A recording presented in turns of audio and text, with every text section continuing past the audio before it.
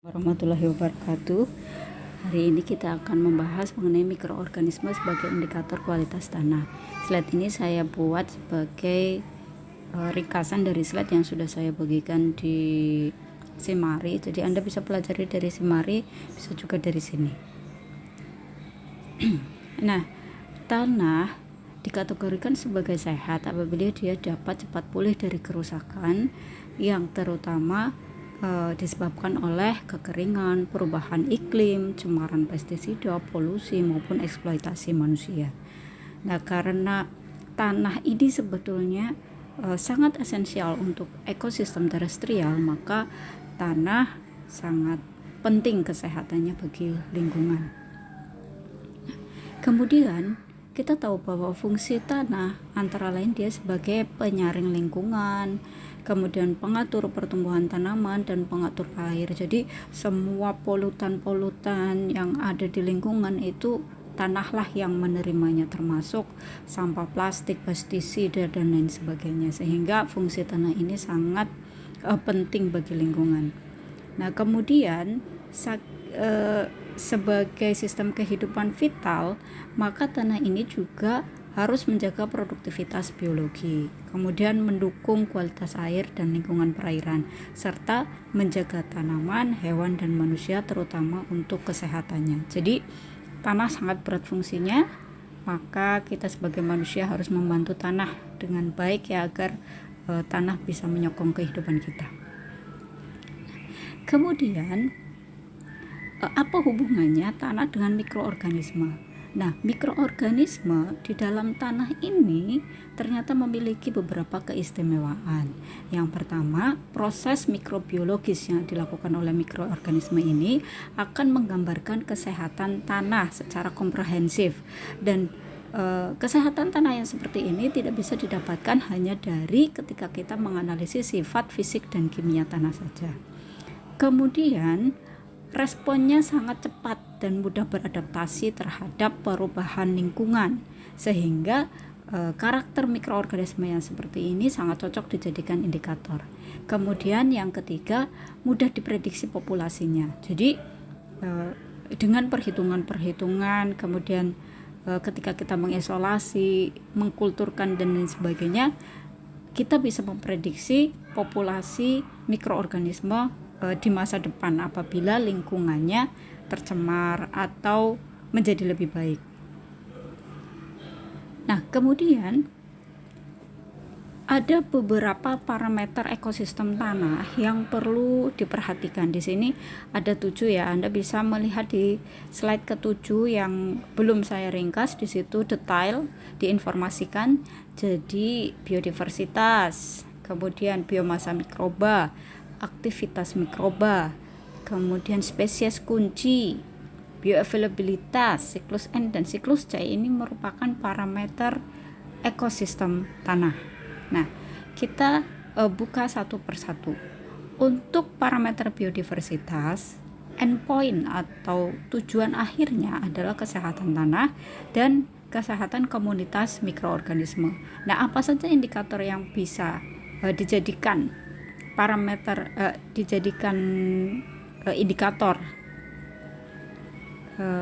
indikator mikroorganisme apa saja yang bisa dijadikan sebagai parameter biodiversitas, yaitu diversitas genetiknya, kemudian diversitas fungsionalnya, dan diversitas strukturalnya. Artinya begini, misalnya diversitas genetik, mikroorganisme dengan diversitas genetik yang tinggi itu menunjukkan bahwa semakin beragam mikroorganisme yang ada di sana. Kemudian semakin fungsinya itu banyak, semakin diversitas mengenai fungsinya banyak, artinya lingkungan tanah tersebut sehat. Nah, kemudian demikian juga diversitas strukturalnya.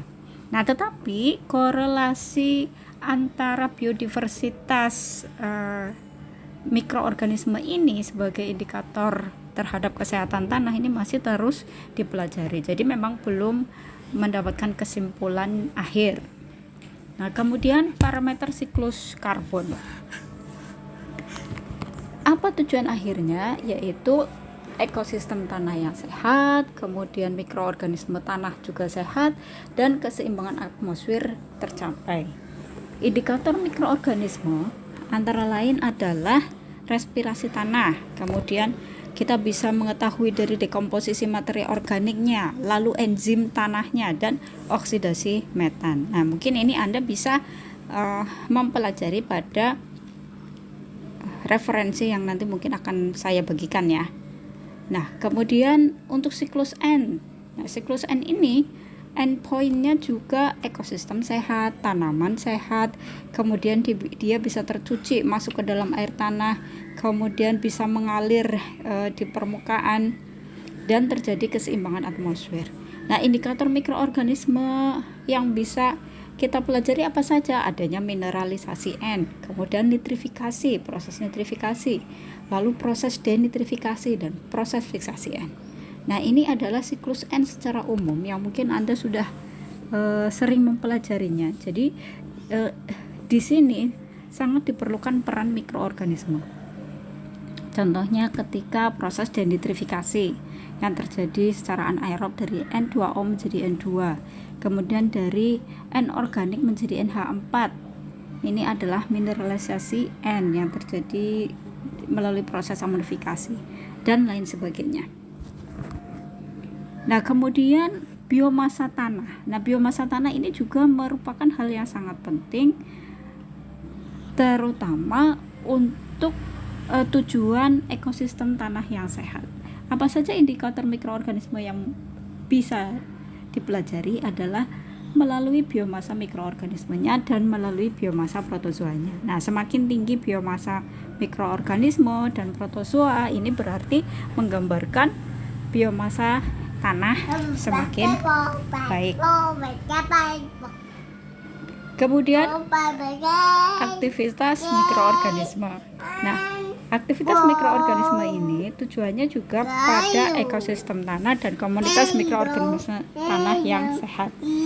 Indikator mikroorganisme apa saja yang bisa dipelajari di sini adalah sintesis DNA bakteri, kemudian sintesis protein bakteri, dan jumlah RNA bacteriophage.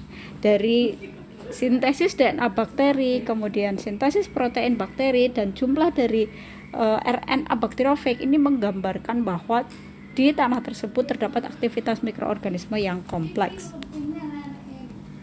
Kemudian spesies kunci ini juga merupakan hal yang sangat penting yang menunjukkan kesehatan tanah.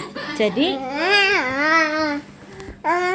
tujuan akhirnya adalah ekosistem tanah, tanaman, hewan, dan manusia itu sehat, di mana indikator mikroorganisme yang bisa digunakan sebagai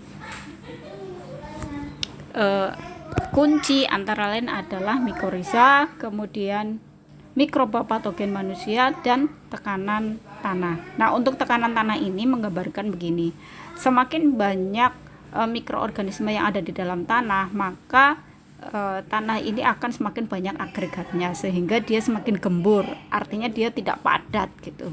Jadi kalau tekanan tanahnya ini terlalu padat, berarti bisa menggambarkan bahwa di situ terlalu sedikit mikroorganisme yang ada di sana.